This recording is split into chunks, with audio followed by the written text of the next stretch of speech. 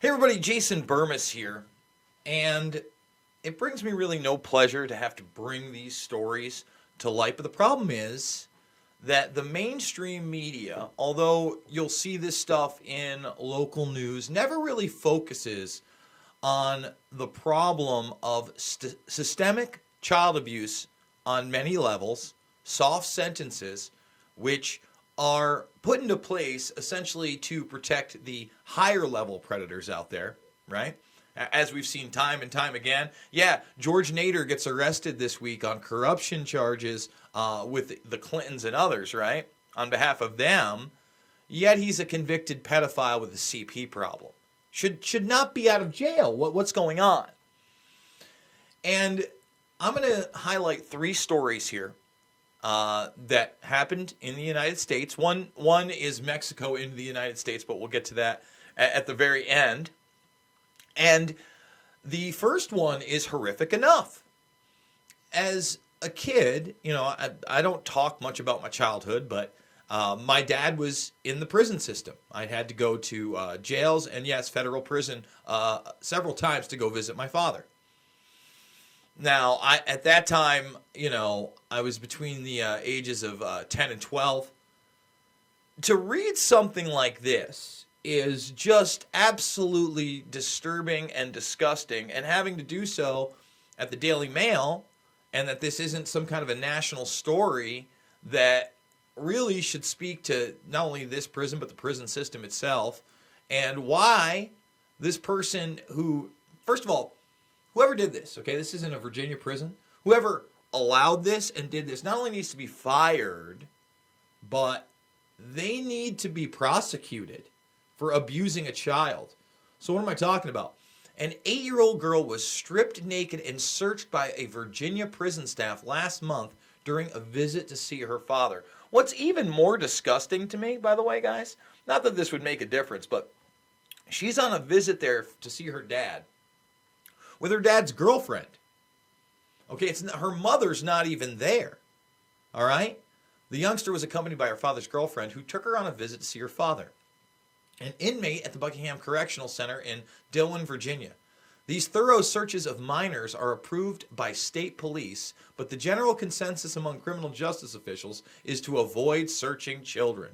You think strip searching a little girl 8 years old to buck naked is the wrong move? If you really think something's going on with her, maybe there's a conversation, an interrogation. Maybe you keep an extra eye on her when she's visiting her dad. I mean, there's cameras everywhere. All right? It's generally regarded in the criminal justice field that you do not strip search young children. No kidding. I mean, most adults, certainly most adults who work in the field of child welfare, would know better that this is an act of child abuse. All right? And look at this text message exchange with her mother. All right? Did they make you take your pants off? Yes, all of my clothes off. This is unbelievable that this happens in this country, that this happens in a law enforcement setting. And I can't fathom it. This was one of my nieces. I can't fathom it. It is, she is traumatized. I would be, an 8-year-old kid. I can't imagine that happening to my nieces. I'm going to move on. All right? So when I was talking about how lax our system is, this should also disturb you. Alleged child molester strikes again after charity bails him out. This is one of the reasons that, one of the many reasons that when I go to a convenience store or any of those things, I don't give to those charities. You should neither red nose and all this other bullshit out there. On the surface it looks great, right? But who are you giving this money to? You're giving it to a big bureaucracy. You want to help? You go down to your local soup kitchen. You give money directly to people who need it. You get involved in your community. I know it feels good to give that extra dollar. Hey, I helped. No, you're helping a problem. A controversial nonprofit group bailed out a creep who was allegedly caught on camera abusing a 3-year-old boy in Queens. Let's stop. Why is bail even available to somebody who's abusing a 3-year-old boy on video? Can someone give me a good answer for that? If it's as cut and dry of you molesting a child on video, you immediately don't get bail, and you await your trial to go to fucking prison. I think it's fair. Freedom to get busted again in the groping of an 8-year-old girl, the Post has learned.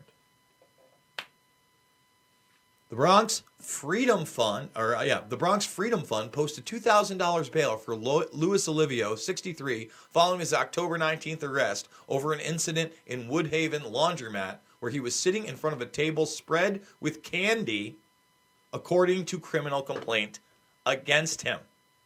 You see what I'm saying here? Why isn't he in jail? $2,000 bail for this guy? Why is he posting bail? You're on video molesting a child. All right? Surveillance video allegedly shows Olivio, whose last known address was Ozone Park Homeless Shelter, taking a 3-year-old boy and passing a balloon back and forth before grabbing the tot's head and shoving it into his crotch. It's a 3-year-old fucking kid. And I mean, I don't know what to say. This is how broken our system is. If we're allowing this on the lower levels, okay, this happens in October. God knows what he did between the time they actually got him out and he gets caught in November 4th trying to molest an 8-year-old girl at a shopping mall in Jamaica, Queens. All right? The girl said that Olivio took her hand and put it on his crotch under his jacket so that no one would see, and repeatedly tried to kiss her. It's outrageous. Why aren't there big stories about how broken this system is? And then you got this, all right? Now, this guy here, Joe Lopez, was convicted of raping his 13-year-old niece in Mexico. He actually did, I believe it was 12 years in prison. Now, first of all, I guess the girl still lives in the area where he's moving back to. And what's really outrageous is this guy, Tejano's pretty good, or not good, pretty popular in that area and also in Texas. And they're allowing him to come into Texas. The parole board is saying, yep, and we're saying, yep, so he can start his comeback career. When you get convicted of raping a young girl, one that's also your niece, these predators also go after family members when they can, I'd say we don't let that person in the country. We don't let him have his Houston, Texas comeback concert. So anybody out there in Texas, in Houston, off the Gulf Freeway there, it's the 13th of December. You're more than welcome to protest and call them up, whoever's hosting this venue here, and tell them you don't like this. It's disgusting. Why are we promoting these people? So once again, I wanted to focus on these stories because we do talk a lot, obviously, about high-level pedophilia. We talk about the Epsteins of the world. We talked about the Sandusky ring. We should really do a follow-up on that because he got convicted of it. And once again, that's just a whitewash. There were so many other people involved with Sandusky. And we did that in a previous video, but it's something that really needs to be talked about. So to recap again, these horror stories, not just somebody who was in a popular Tejano group raping his 13-year-old niece, getting 13 years. I think it's life in prison. Go to prison forever. Come on. Why are you getting out? And then we're going to allow him in. Then, of course, we have this broken system where somebody can molest a 3-year-old boy on camera with a balloon and candy strewn out. And not only is he let out on bail for $2,000, but a charity group gets him out so he can molest another young girl at a mall 3 weeks later. Broken system. Absolutely broken.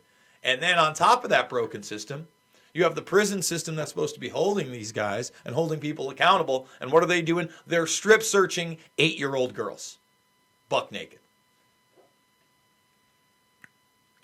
You won't hear it on CNN. You won't hear it on MSNBC. It's not a Fox News subject, but we're going to talk about it here on this channel. So make sure you thumbs it up, share it with others. If you're not subscribed, join the Burmese Brigade. We're trying to get to 40K, then 50K, then 100K. We're doing it with your support. I am a documentary filmmaker. Loose Change, Final Cut, Fabled Enemies, Invisible Empire, A New World Order Defined, and Shade the Motion Picture. Available free in the playlist section under documentaries. Go check them out right now. And if you like what I do, $5, $10, $15, it means the world to me. There is no Subscribe Star. There is no Patreon. This is how I do it. This is how I survive. We're almost a week in. We're a little bit low. Trying to get to 5K this month, especially Christmas time. With that being said, I'm going to continue no matter what and try to make this work. What do you guys think about this idea, by the way, before I go? December 10th is the big day where apparently all of these rules are changing, right? So what if I did a video on December 9th all the way up to the 10th, every hour for 24 hours at the top of the hour?